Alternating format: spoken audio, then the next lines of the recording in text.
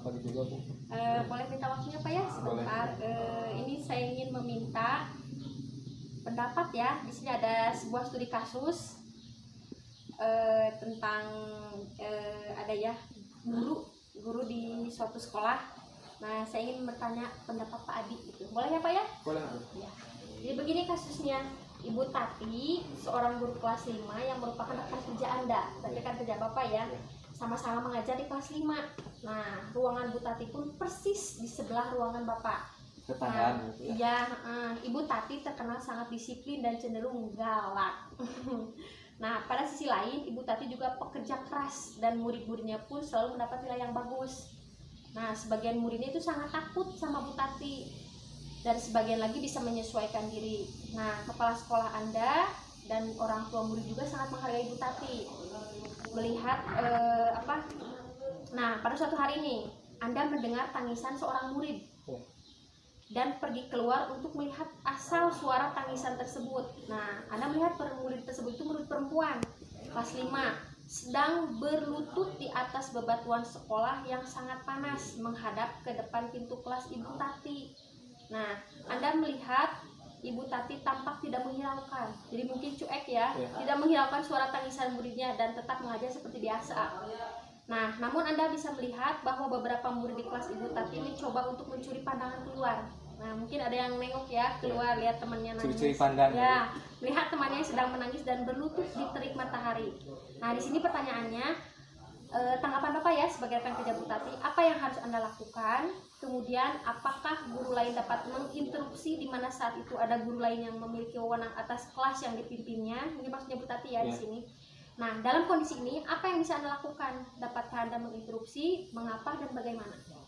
Ya, kalau pendapat saya ya, kalau terjadi seperti itu di rekan kerja saya, mungkin bisa bukan ditegur tapi diajak ngobrol dulu. Ada apa dan kenapa ini anaknya bisa seperti ini? Apakah dihukum atau tidak dihukum? Kalau dihukum, kenapa sampai anak seperti ini, sampai nangis gitu ya? Kalau nangis kan berat bagi anak, atau anaknya juga ada merasa dengan kesalahannya, oh ini salah aku yang besar gitu, tidak akan mengulangi lagi, jadi timbulnya nangis. Kalau perempuan biasanya seperti itu ya. Nah, bagaimana gitu solusinya? Kalau saya sebagai rekan kerjanya pasti ya bukan menegur, kalau menegur atau apalagi menginstruksikan secara langsung, apalagi sesama rekan kerja ya pasti tidak akan nyaman, tidak akan enak, akan ada rasa ketidaknyamanan untuk kedepannya ketika kita bekerja sama-sama di satu sekolah. Mungkin diajak dulu ngobrol, kenapa anaknya bisa nangis, dihukum atau tidak. Kalau misalkan tidak dihukum, kenapa tidak masuk ke kelas ya? Apa ada masalah anaknya dengan gurunya? Yang pertama mungkin diajak diskusi dulu gurunya, atau kita tanya dulu ke anaknya, apa anaknya bersalah atau tidak. Kalau anaknya tidak punya salah, kita sama-sama mencari jalan keluar, bukan kalau menginstruksi secara langsung. Menurut saya pribadi kurang baik itu, kan tidak akan ada rasa kenyamanan bagi anaknya. Jadi ngobrol dulu kali ya. Iya, ngobrol dulu. Kenapa bisa seperti itu? Gitu. Kenapa kok bisa di luar kok nangis? Sebagainya. Apalagi seorang guru gitu, suka ada rasa hati nuraninya tertarik ketika ada anak yang nangis, suka pingin nyamperin gitu Bu ya. Apalagi di usia anak sekolah SD.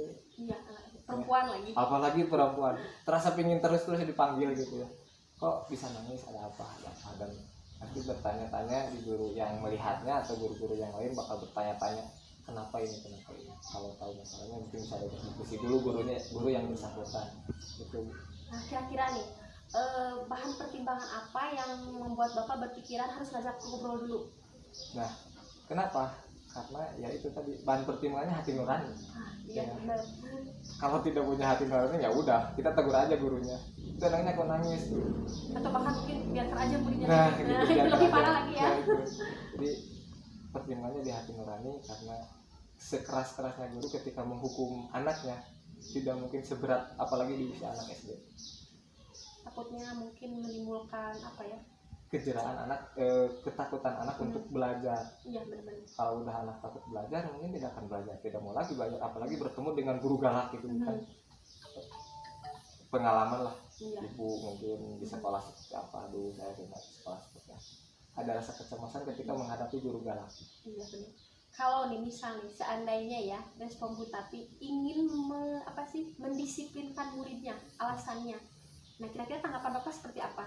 Kalau untuk mendisiplinkan anak mungkin bisa ada cara yang lain, lebih diperhalus, tapi tetap tujuan kita untuk mendisiplinkan anak.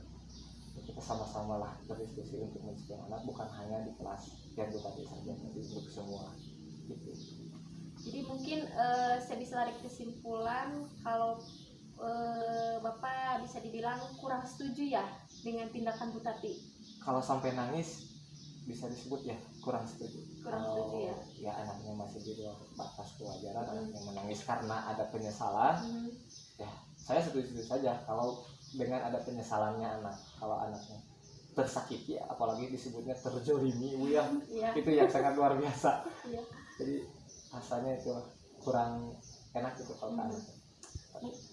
Mungkin tujuannya bagus ya, Bu Tati ingin mendisiplinkan muridnya, karena kan nggak mungkin juga guru menghukum muridnya tanpa alasan. Nah, pasti ada, cuma mungkin lebih disesuaikan lagi. Nah, kasihan juga kan kalau misalkan anak usia SD kelas 5 perempuan seorang disuruh itu sampai berjemurnya di depan terik matahari. Jadi intinya mungkin ini juga kayak semacam dilema ya. Di satu sisi emang kan tadi disebutkan ya, kalau Bu Tati itu orangnya disiplin, cuman ada ininya cenderung galak. Nah, itu cenderung galak. Mungkin tujuannya bagus ingin berdisiplin, hanya saja mungkin caranya. Nah, caranya yang kurang tepat. Jadi intinya Bapak kurang sepakat ya. Mudah-mudahan mudah-mudahan ya. Tapi kasus Bu Tati ini memang ada ya. Banyak. Mudah-mudahan kita hanya meniru sikapnya yang disiplin saja. Untuk lebih anak lebih disiplin, untuk lebih berkarakter gitu. Iya, nah itu tujuannya, mungkin caranya saja yang berbeda ya. Kita lebih memperhalus aja caranya sebenarnya untuk anak lebih disiplin. Kalau nih misalnya ya Bapak berada di posisi Bu Tati nih, hukumannya apa sih untuk anak perempuan tersebut? Kalau saya akan melihat dulu dari anak melakukan kesalahan apa. Kalau anak melakukan kesalahan yang berat, ya disesuaikan. Kalau masih di batas wajar, ya sebagai guru harus ada rasa malu. Pintu maaf harus selalu besar untuk anak. Intinya sabar ya, Pak. Kalau di batas wajar, kalau sudah di luar batas wajar, baru ada sanksi yang mungkin sesuai dengan kemampuan anak itu. Kita kan juga harus melihat anak ini kemampuannya sampai mana kalau kita hukum. Gitu. Kalau kita hukum anaknya berat tapi anaknya tidak mampu, nanti kan kita dosa ke anaknya gitu. Tadinya niat untuk mendisiplinkan tapi anaknya tercederai oleh hukuman kita, nah itu yang menjadi masalah. Bukan hanya untuk di sekolahnya saja, tapi untuk di luar di masyarakatnya seperti apa. Meskipun itu kita untuk mendisiplinkan anak. Mungkin itu tindakan yang akan Bapak ambil jika Bapak berada pada posisi Bu Tati. Tapi kalau misalkan Bapak berada pada posisi rekan kerja Bu Tati, nah yang tadi ya sudah jelaskan, akan mencoba mengajak diskusi dulu guru yang bersangkutan atau anaknya dulu tanya. Baik Pak, terima kasih atas waktunya. Mudah-mudahan ini tidak terjadi ya. Moga-moga tidak terjadi dan bisa mengaplikasikan untuk mendisiplinkan anak dengan cara yang lebih baik.